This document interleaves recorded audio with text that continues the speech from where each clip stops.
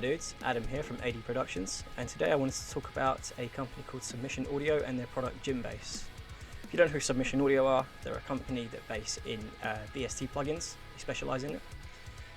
They've got other bass plugins like Punk Bass, Eurobass 2, they have Djinnbass, and they also have a limiter clipper plugin called Flatline.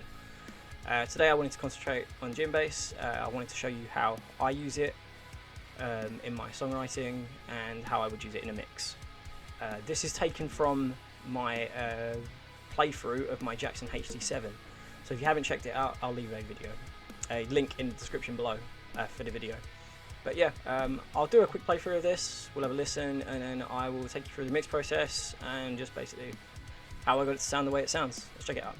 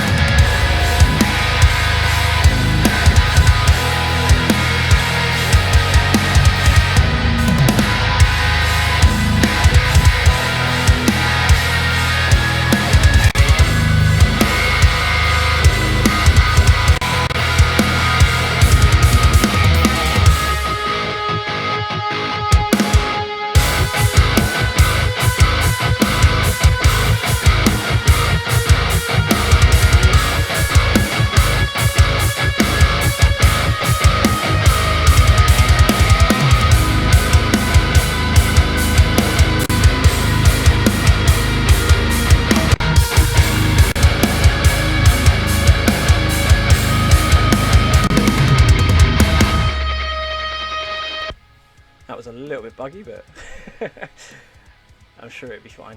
Right, so let's load up Djinnbass. So here is what you're greeted with as soon as you open it up. By the way, you need Contact to open this instrument. If you don't have Contact, you'll need to download it. This is how it kind of opens like this. I've settled for the low gain mode. I didn't want to do too much processing on it, as I just wanted it to fit in the mix straight away and just kind of get this track out as quick as I could, or this playthrough rather. But I'll take you through the different modes that Djinnbass has. So we'll go through. I'll just solo this quick, and then we'll go through. One sec.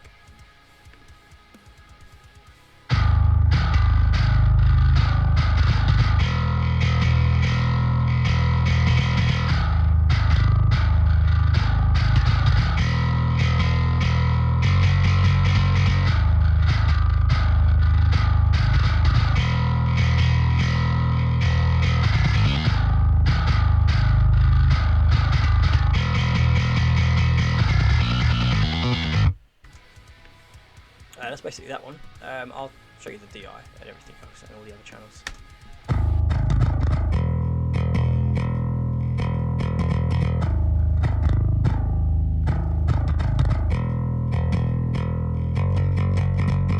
DI sounds like a DI, it's good. Right, the next channel.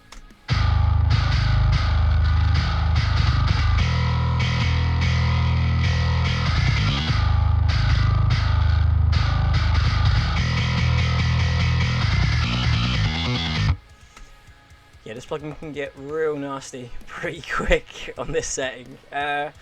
So with some of the functions on here, you have like your muting noise, so this is the amount of string mute that you have. The string noise, so the amount of noise when you hear the pick, like the pick attack on the strings. You also have your main volume, and you have the width of how wide you want this to sound. I chose to have that at 0, volume cranked it, string noise cranked it, muting noise cranked it. I wanted to try and get this kind of as realistic as I could get it sounding in a mix, so I just kind of went with that, and I went for the kind of low gain mode, and yeah, it sounds pretty decent.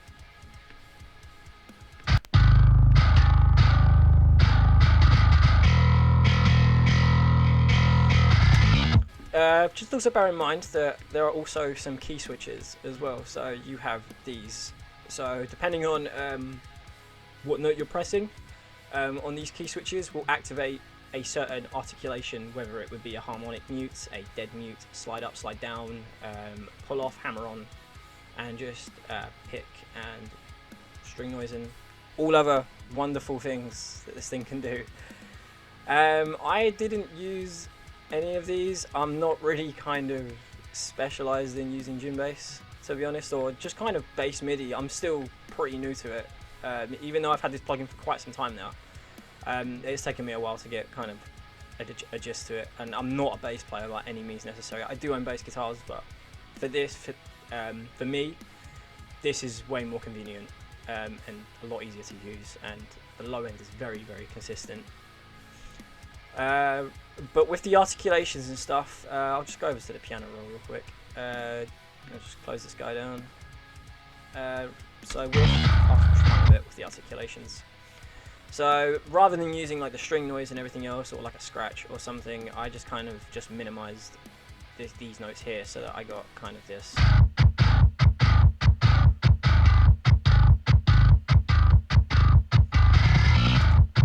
Yeah, improvise, adapt, overcome, right? Right, so now that we've got all that out of the way, let's take a look at the processing, shall we? It didn't do much, but it was just to kind of make it kind of more subtle in the mix. I don't know how to quite explain it, to be honest.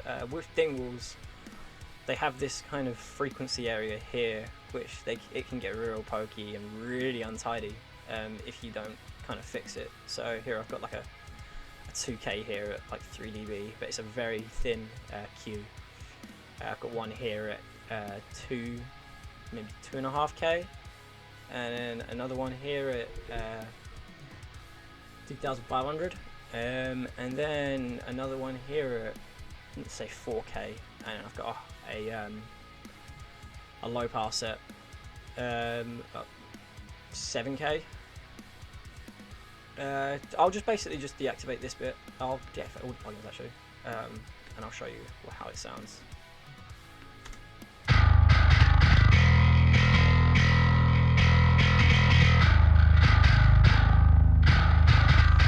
So it's a pretty good noise, but for me, I kind of wanted it, for the sake of this kind of song, I wanted it to be a bit more kind of tame, if that makes sense. So I'll just activate this and I'll play and activate it.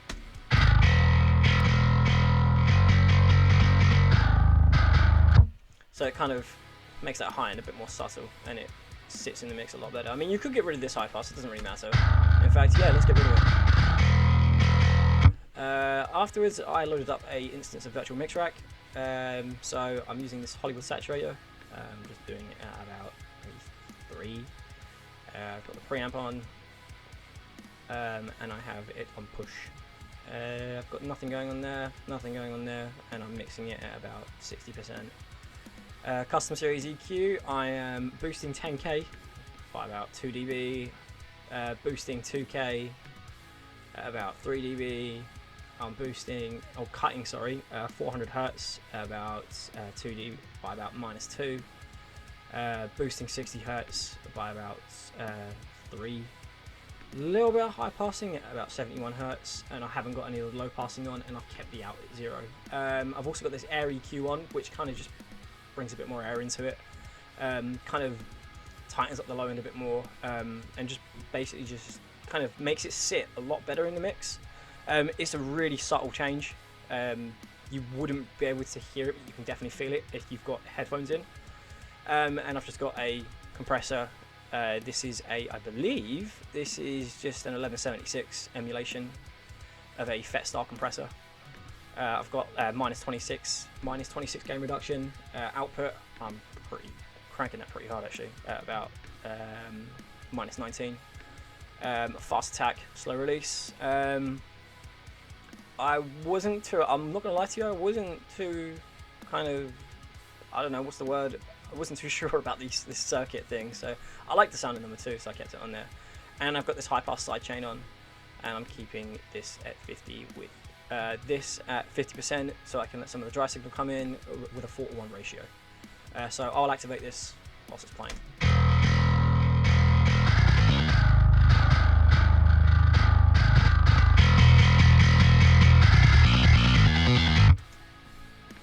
So it's doing some stuff, and we like stuff, which is good. Stuff's good, right? Stuff's good, yeah. I've got another channel EQ here. let's have a look. Got a high pass here at 44 Hz. I'm also getting rid of some of that low end, low mids. Well, I wouldn't really say low mids, kind of low end area at about 76 Hz at -2. A couple more notches and nodes here. Got one at about 1.5K. Got one at here at 2K, and I've got another one here at about 3,200. And that was literally about it for the processing. I'll play this and then.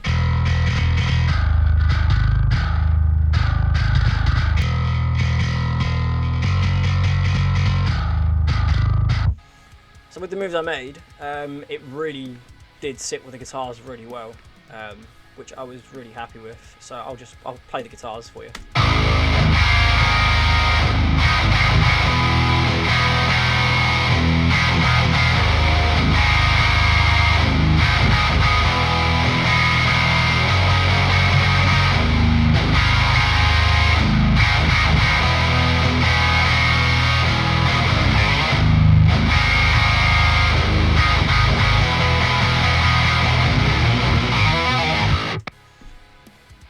Yeah, that's basically all my processing for Djinnbass.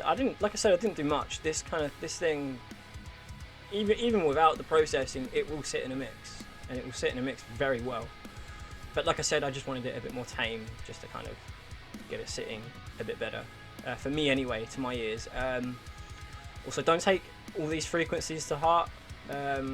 Everyone uses different monitors, everyone has different size rooms and everything else, so just kind of be mindful of that if you are going to copy any of this, just to take that into consideration. Obviously, this is why I'm doing this, is to help you guys kind of, or not, yeah, I mean help, but also kind of give you guys an insight of how other people, you might have watched other videos of people doing this as well. I'm just putting my 2 pence worth in, and yeah, that's basically it, and that kind of wraps it up for this video. So if you like what you've seen, just don't forget to like, subscribe. I will be uploading more at some point. I'm due back at work soon, so I need to sort out a schedule of when I can actually do this, but I will keep everyone updated on when I can upload and everything else. And like I said, go and check out Submission Audio and go and check out Djinnbass and their other products. Again, I'm Adam from AD Productions, and I will see you guys very soon. Take it easy.